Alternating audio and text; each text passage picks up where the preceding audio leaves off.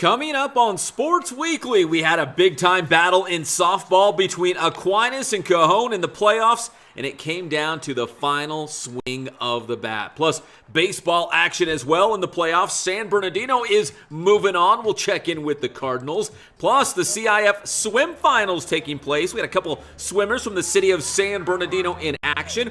Also, CIF time for track and field as San Bernardino High School's My King Cash trying to cash in on a shot put championship. We will check in with him, and SBVC track and field star Jacob Mendiola doing the 3,000 meter steeplechase. All that and more on this edition of Sports Weekly on IEMG, and it starts right now.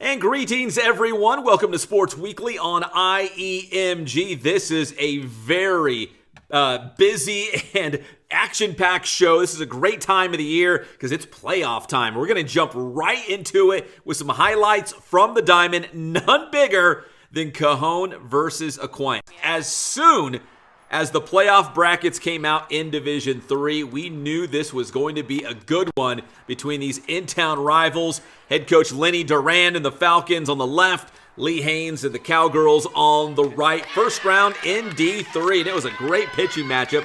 Freshman Maya Coleman in the circle for Aquinas gets the strikeout there. The Falcons, though, were trailing 1-0. Then Cajon had a runner on second. Riley Torres flies out to left field to end the threat. For Cajon, they sent out their star pitcher, Jada Villegas. Gets called strike 3 on that one. And then Aquinas' Leilani Bustamante is going to come up with a hit. Savannah Estrada charging around third. Here she comes down the line. The throw is in time as Sienna Garcia, the catcher for Cajon, applies the tag. So still a 1-0 game. Meanwhile, Coleman, just a freshman, feeling so comfortable in the circle, gets the strikeout there, matching Villegas pitch for pitch. Another K there for the big-time star Villegas. Coleman, her turn? Yeah, another strikeout, chasing that high heat. And then Villegas, who's going to take her talents to BYU, had a great high school career. Another strikeout there for Villegas. We move to the bottom of the third inning. Aquinas putting a runner in scoring position. You can see back there on second. But Villegas comes up big time again against Savannah Estrada. Remember that name. Now we go to the bottom of the fourth. Freshman Sarah Jamison for Aquinas hits the stand-up double. Here come the Falcons. Following up, that is Mackenzie Bacor, just a sophomore. She's going to single, and that's going to be good enough to score Jamison. And we are tied at 1 apiece. So now to the fifth inning, and Aquinas trying to add on to that, maybe even take the lead. And they do.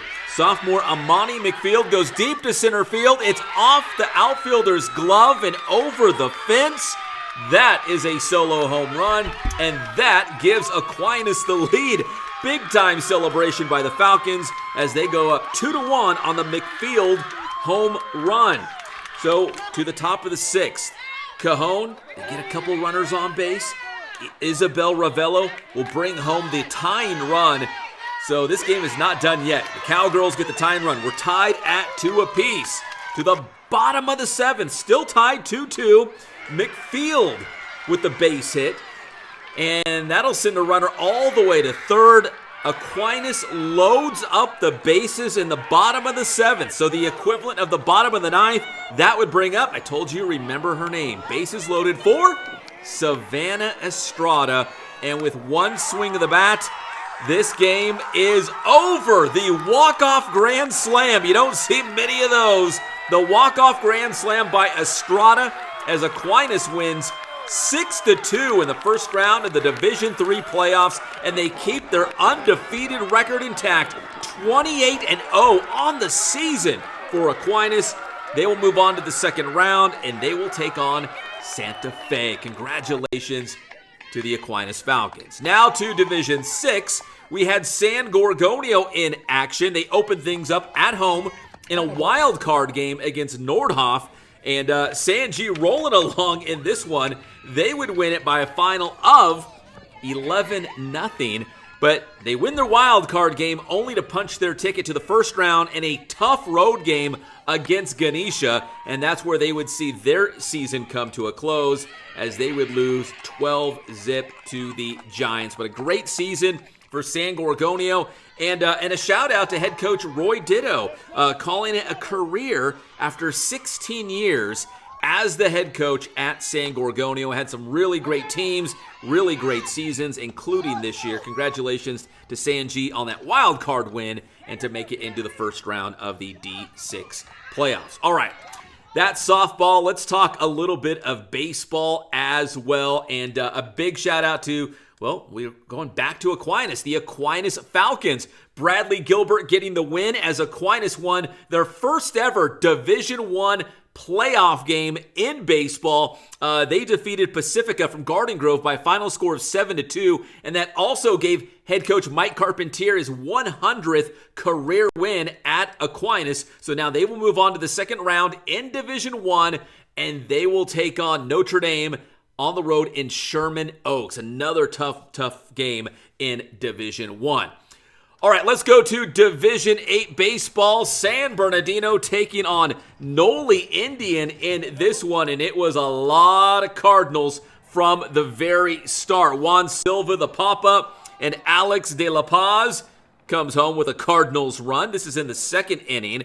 Then later, Rico Sasser drives in Antonio Quintero with another San Bernardino run. You're going to see the theme in this one. It was a lot of San Bernardino as they piled on the runs against visiting Noli Indian in the first round in Division 8. Braden Williamson knocks in Sasser and Silva on this play. And then coming up after that, it's going to be Aiden Zuno, one of the seniors on this team for San Bernardino, has 2 runs across the plate. Zuno is going to drive in a run, but he's also going to come all the way around on an inside the park home run. San Bernardino goes on to defeat Noli Indian by a final score of 30-0. That might be a school record. So the Cardinals are moving on after a 30-0 win.